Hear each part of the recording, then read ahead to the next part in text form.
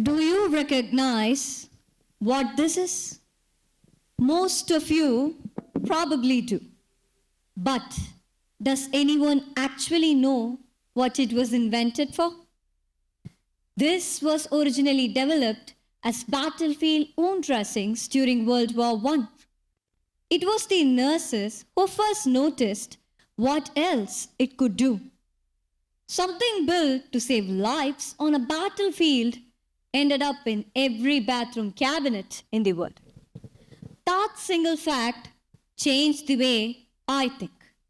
Because that means not everything that gets rejected has failed. Sometimes it just hasn't found the right problem yet. I learned that the hard way. And along the way, I found a question that most of us never think to ask when something we built gets rejected. A year ago, under my colleague's mentorship, my team and I set out to build a device, one that could test water quality in real time in single reading instead of needing several different machines to do it. We spent an entire year on it. Late nights, burn circuits, redesigns. The kind of year where you stop counting the hours and start counting that whether it works or it doesn't. And when it finally worked, we were proud, genuinely proud. We thought we have built the best project of our lives. So we went looking for someone who might actually want it. We walked into a meeting with a man who made water purifiers. The room was quiet when we walked in. We knew the answer would be a yes. But then he picked up the device, turned it over once, and put it back down. Didn't say anything. Then he reached over and pressed a button on his own product. Just a plain white box with one LED on it. It blinked green. This already exists, he said. My customers see the green light and they believe their water is clean. Why would I pay for something they'll never ask me for? We tried explaining. That light doesn't actually measure anything. It's just a light. He just nodded like he'd heard that before.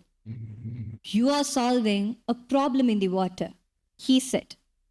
I am selling a feeling in the house. That line didn't just turn down our device. It knocked out the whole idea we have built it on. We thought the problem was accuracy. He was telling us no one even cared about accuracy in the first place. And the hard part was, he was right. His customers had never had a reason to question the green light. That was our first real gut punch. And it hurt more than we expected. Because by then, the device wasn't just something we made. It felt like us. So, the rejection didn't just feel like our work was being questioned. It felt like we were. It took us some time even to think straight about it. We had two options. One, rebuild the device, flash here. Or leave it exactly as it was and find someone else who needed it. Since we didn't obviously have another year to spend on the first option, we chose the second. We stopped visiting purifier makers and started walking into water testing labs instead. And that is where everything changed. These people who test water for a living, running 4 to 5 machines just to get one report. We gave them everything they needed in one device, one reading. That was the room we should have walked in from the start. We just hadn't thought to try it. We didn't change what we made. We changed who needed it. Now, I could end this talk right here. Nice pivot, happy ending, roll credits. But this isn't really about a device. Almost every time something we made, try, or say gets rejected, we ask the same question: what's wrong with this? We rarely ask the other question: have I been pointing something good at a wrong problem? And that matters because if there is a fault in the question itself, no amount of brilliance in the answer will save you.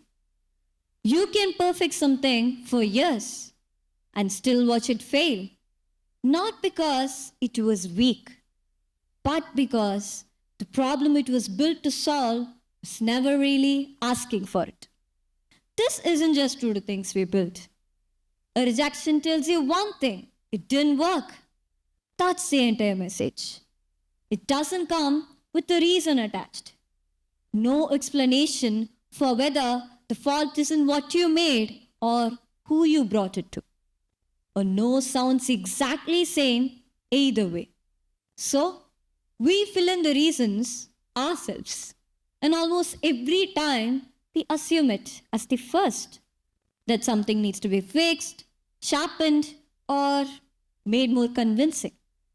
We rarely stop to consider the second possibility, that there was nothing wrong with what we made, only with where we brought it. So, why do we default to fixing the thing instead of questioning the problem? Because changing something often feels like progress. It looks like effort. And we are taught that effort is always the answer. Questioning the problem feels like giving up, like admitting we misunderstood something from the start. No one wants to stand in front of a rejection and say, maybe I was solving the wrong thing, because it feels like conceding the failure was us. In technical fields, especially, we are trained to troubleshoot. If something didn't work, you don't ask whether it should exist. You debug it. You check the wiring, you rerun the numbers, and honestly, that instinct followed me way outside the lab too. Did the same with paper presentations. A different project entirely. I walked into the finals with 15 slides and 6 minutes of script. I basically memorized word for word every parameter, every design call, and every reason it technically sounds. All of it in there. Rehearsed so well, I didn't stumble once. Hit every slide, every number, and every point I planned to make. I remember feeling proud walking up, like, this is as tight as it gets. We lost. I was just standing there afterwards, still kind of stuck on it, when one of the judges hung back after the others had already moved on to the next team. He looked at me and said, you explained your project. You haven't once thought about whether we understood it.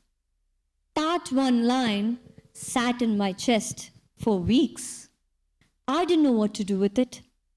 I explained everything I knew. In order, didn't skip a thing. Isn't that what explaining well is supposed to mean? So instead of actually sitting with what he meant, I did the easier thing. I told myself I just hadn't gone far enough. More slides, more data, more depth. And surely this time it'll land. Next presentation, that's exactly what I did. More slides, longer script. Crammed even more into the same 6 minutes. Never once asked myself why the first attempt hadn't worked.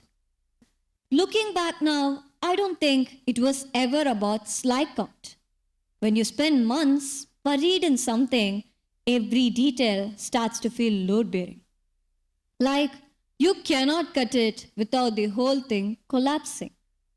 You lose the ability to tell what the audience actually need versus what you just need to say out loud, so it feels like you did the work justice. So, the instinct is always add, never cut. Cutting feels like leaving something unproven. And maybe, if I'm honest, like admitting I don't need to work that hard to say it. And yeah, that's the exact instinct I dragged straight into the device project months later. By then, I knew it down to every parameter, every decision, and every reason it held up. And once again, I walked in to prove all of it. Instead of just asking what the audience actually needed to hear. But I found a way out. And it's simpler than it sounds. A rejection only tells you that one person said no. It doesn't tell you that everyone would. Somewhere out there is someone who's been waiting, maybe for years, for exactly what you made and exactly as it is. So, the work isn't to go and fix what you made.